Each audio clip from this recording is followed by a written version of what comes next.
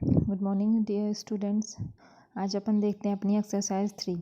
Exercise 3 में अपन पढ़ेंगे किसके बारे में, आव्यूह यानी मैट्रिक्स के बारे में पढ़ेंगे। तो सबसे पहले अपन देखते हैं कि आव्यूह यानी मैट्रिक्स होती क्या है। मैट्रिक्स क्या होती है? संख्याओं, मैट्रिक्स होती है संख्याओं या फलनों की आयताकार क्रमित। मैंने एक छोटी सी डेफिनेशन लिख रखी है, उससे आप समझने की कोशिश करना कि संख्या हो चाहे फलन हो, संख्या हो चाहे फलन हो कि आयताकार क्रमित व्यवस्था की आयताकार क्रमित व्यवस्था को अपन क्या कहेंगे? क्रमित व्यवस्था यानी क्रम होना चाहिए। और आयताकार देखना कैसे, ही मैं उदाहरण से बताऊंगी। यानी संख्याओं और फलनों की आयताकार क्रमित व्यवस्था क्या कहलाती है? आपकी आव्यूह या क्या कहलाती है? मैट्रिक्स कहलाती है। ठीक है, जैसे अपन मान लें इसके उदाहरण, जैसे अपने पास ये नंबर दे रखे हैं, मैंने 6 नंबर दे रखे हैं, 1, 5, 7, 8, 9 और 3, है ना। और ये प्राकृत संख्या में से लिए, और ये बोल रहा है कि 2 पंक्तियों का आव्यूह बनाइए। यानी उसमें क्या होनी चाहिए? 2 पंक्ति। आप लोग जानते हो जो पड़ी रेखा होती है आपके पास, ऐसे पड़ी रेखा होती है, उसको तो अपन क्या बोलते हैं? पंक्ति। और जो खड़ी रेखा, खंबे के रूप में खड़ी रेखा होती है, उसको अपन क्या बोलते हैं? स्तंभ। स्तंभ यानी कॉलम हो जाएगा, और पंक्ति यानी रो हो जाएगी। ठीक, अपन को क्या लेनी है? 2 पंक्ति ही लेनी है। 2 पंक्ति यानी 2 बड़ी रेखाएं होनी चाहिए। तो 2 पंक्ति ले ली, तो अपन ने इसको किस प्रकार से लिख दिया? जैसे मैंने ले लिया 1, 5, 7, ठीक है, और नीचे आ गया 8, 9 और 3। ठीक, 8, 9 और 3 यानी 2 पंक्ति हो गई आपके पास। और यहाँ पर देखोगे 1 और 2, ये तो 2 पंक्ति होगी, लेकिन यहाँ पर स्तंभ कितने हैं? 3 है। तो ये आपके पास क्या होगी? क्रमित व्यवस्था। और क्रम चल रहा है इसमें, देखो पहले 1 लिया, 5, 7, फिर 8, 9, 3, क्रम चल रहा है। और क्रम चल रहा है, और आपके पास ये क्या है? आयताकार आकृति है। वर्ग भी हो सकता था, लेकिन वर्ग क्या होता है? आयताकार का ही एक विशेष रूप होता है। ठीक, तो क्या हुई आव्यूह की परिभाषा? कि संख्या हो चाहे फलन हो, संख्या कुछ भी हो सकती है, रियल नंबर भी हो सकती है, कॉम्प्लेक्स नंबर कुछ भी हो सकता है आपके पास। यानी संख्याओं और फलनों की आयताकार क्रमित व्यवस्था को अपन क्या कहेंगे? आव्यूह या मैट्रिक्स कहेंगे।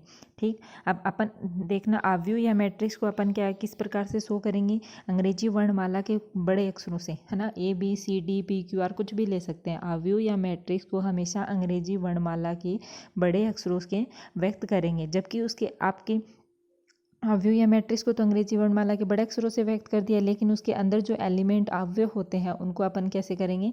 उसको अवयव, उनको अवयव बोल सकते हैं, या फिर प्रविष्टि बोल सकते हैं। प्रविष्टि बोल सकते हैं उनको छोटे अक्षरों ABCD कुछ भी XYZ PQR छोटे अक्षरों से प्रदर्शित करेंगे। आपके पास वो संख्या आव्यूह के अंदर जो प्रविष्टि या अवयव होते हैं, वो कोई भी संख्या, वास्तविक संख्या या समिश्र संख्या कुछ भी हो सकती है। ठीक है, और आव्यूह के अवयवों को अपन किसी भी कोष्टक में, मैट्रिक्स के अवयवों को अपन किसी भी छोटे कोष्टक, मझला कोष्टक, बड़ा कोष्टक, डबल बार कोष्टक, किसी भी कोष्टक में बंद कर सकते हैं। यानी 2-4 चीज़ें आप लोग ध्यान रखोगे। आव्यूह या मैट्रिक्स को अंग्रेजी वर्णमाला के बड़े अक्षर से प्रदर्शित करेंगे। उसके अंदर जो भी एलिमेंट, अव्यय या प्रविष्टि हैं, उनको छोटे अक्षर से, अंग्रेजी वर्णमाला के छोटे अक्षर से प्रदर्शित करेंगे। उनको किसी भी कोष्टक में बंद कर सकते हैं। और उसके अंदर जो संख्याएँ हैं वो वास्तविक या समिश्र संख्या कुछ भी हो सकती है। ठीक है, आप यहाँ पे देखना एक पॉइंट है, आव्यूह एक व्यवस्था, यानी एक व्यवस्था ही तो है, और क्रमित व्यवस्था है, उसका कभी भी मान ज्ञात नहीं कर सकते हैं। यानी मैट्रिक्स में कभी भी अपन मान ज्ञात नहीं कर सकते, लेकिन जो आपके आगे आएगा सारणिक डिटर्मिनेंट आएगा, उसमें अपन मान निकाल सकते हैं। अब देखना कि आव्यूह को किस प्रकार से प्रदर्शित करेंगे। मान लो कोई भी आव्यूह कैपिटल A है, अंग्रेजी वर्णमाला के बड़े अक्षर से प्रदर्शित करेंगे। उसके अंदर मान लो कोई भी अव्यय A है, स्मॉल है, जरूरी नहीं है कि एक ही अव्यय हो। मान लो उसमें I तो पंक्ति है, और J मैंने क्या मान लिया? स्तंभ। तो उसमें अव्यय IV पंक्ति का जेवा अव्यय मैंने क्या मान लिया? जैसे स्मॉल AIJ है, और उसको किसी भी कोष्टक में बंद कर दिया। ठीक, तो अपन ये आव्यूह का क्या होता है? रूप होता है। अपन जरूरी नहीं कि IV पंक्ति ले, MV पंक्ति कुछ भी ले सकते हैं। यहाँ पर जैसे मैंने मान लिया AM×N बराबर AIJ। M×N इसका मतलब हुआ कि इस आव्यूह में M तो पंक्ति है और N क्या है? स्तंभ। पंक्ति को हमेशा आव्यूह में कहाँ लिखेंगे? पहले जो भी आएगा वो क्या होगी? पंक्ति, और उसके बाद में जो भी है वो स्तंभ हो जाएगा। या M पंक्तियों की संख्या हो जाएगी, N स्तंभों की संख्या हो जाएगी। ठीक, पंक्तियों की संख्या हमेशा पहले लिखी जाएगी। ठीक है, और अपन आव्यूह या फिर आपके पास मैट्रिक्स है, उसका क्रम या कोटि बोल सकते हैं, या ऑर्डर बोल सकते हैं, तो अब उसका क्रम क्या होगा, उसका क्रम होगा पंक्तियों का गुणनफल इंटू स्तंभ का गुणनफल, यानी m इंटू n, पहले पंक्ति उसके बाद स्तंभ।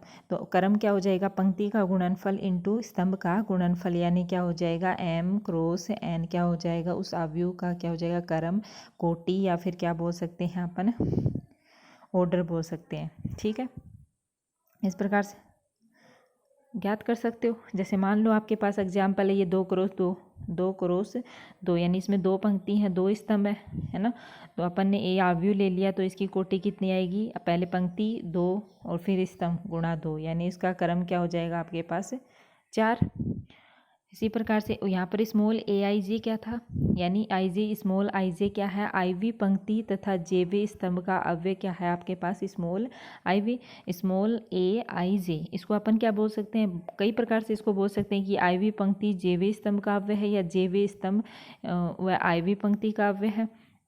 ठीक, किसी भी प्रकार से लिख सकते हैं। आपके पास यहाँ पर पंक्ति अपन ने कितनी ली थी, m ली थी ना, टोटल m पंक्ति, तो i का मान क्या हो सकता है 1 2 3 और लास्ट कहाँ तक हो सकता है, m तक हो सकता है। और j अपन ने क्या लिया था स्तंभ, और स्तंभों की संख्या कुल कितनी थी n, तो इसका भी j को भी अपन 1 2 3 और लास्ट कहाँ तक ले सकते हैं स्मॉल n तक, क्योंकि इसमें कुल पंक्ति स्मॉल m थी और कुल स्तंभ कितने थे स्मॉल n थे। ठीक है, अपन जैसे अपन एक एग्जाम्पल देखते हैं। जैसे मैंने कोई भी अवयव ले लिया ए और उसमें 2 क्रॉस 3 का ले लिया, यानी 2 क्रॉस 3 का ले लिया, यानी यहाँ पर स्मॉल m यानी पंक्ति का मान तो कितना है 2, और स्मॉल n यानी स्तंभ का मान कितना है 3। अपन इसके अव्यय ज्ञात कर सकते हैं कि 1 2 3 4 5 6 ये कौन से एलिमेंट है। ठीक है, यहाँ पर i का मान कहाँ से कहाँ तक ले सकते हैं अपन 1 और 2 तक ही लेंगे, क्योंकि पंक्तियों की संख्या कितनी है 2। और j का मान कहाँ तक लेंगे 1 2 और 3 तक लेंगे, क्योंकि इसमें स्तंभों की संख्या कितनी है 3। अपन मान लो इसके अव्यय ज्ञात करते हैं a11 का मतलब क्या हुआ, पहली पंक्ति का पहला अव्यय, यानी पहली पंक्ति और पहले स्तंभ का पहला अव्यय। तो a11 का मतलब कितना हो जाएगा, पहला अव्यय कितना है 1। a12 का मतलब कितना आ जाएगा, पहली पंक्ति का दूसरा अव्यय यानी 2 हो जाएगा। a13 बराबर पहली पंक्ति का तीसरा अव्यय कितना आ जाएगा 3।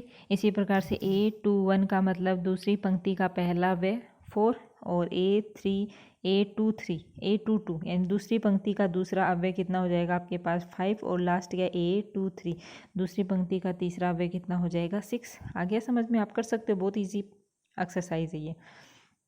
ठीक, अगर अपन इस अवयव को व्यापक रूप में लिखें, तो व्यापक रूप में कैसे लिखोगे, मान लो m क्रॉस n का कोई भी अवयव है, तो सबसे पहले a11 a12 और a13, यानी पहली पंक्ति का पहला अव्यय, दूसरा अव्यय और तीसरा अव्यय, और कहीं ना कहीं जाके पहली पंक्ति का जेवा अव्यय भी आएगा, यानी a i j, और लास्ट में पहली पंक्ति का nवा अव्यय, यानी पंक्ति तो पहली हो गई और n क्या हो जाएगा आपकी स्तंभ। इसी प्रकार से a21 22 a23 और कहीं पे जाके दूसरी पंक्ति का जेवा अव्यय भी आएगा, और लास्ट क्या आ जाएगा a21।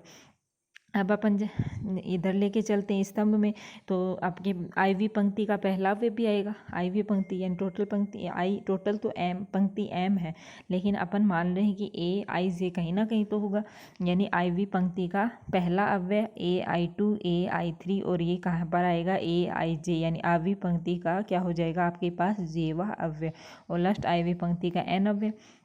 इसी प्रकार से am1 am2, मान लो कुल पंक्ति कितनी है आपके पास m ही है, तो am1 लेंगे am2 लेंगे am3 लेंगे amj, और लास्ट कहाँ तक कुल कितने हैं amn आ जाएगा। ठीक है, व्यापक रूप ये हो जाएगा।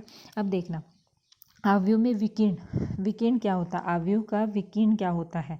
विकीर्ण होता है जैसे अपने पास 3 क्रॉस 3 का मैंने क्या ले लिया अवयव ले लिया, 3 क्रॉस 3 का, यानी उसमें 3 ही तो पंक्ति है और 3 ही क्या है स्तंभ, तो इसको मैंने कैसे लिख दिया a i j और 3 इंटू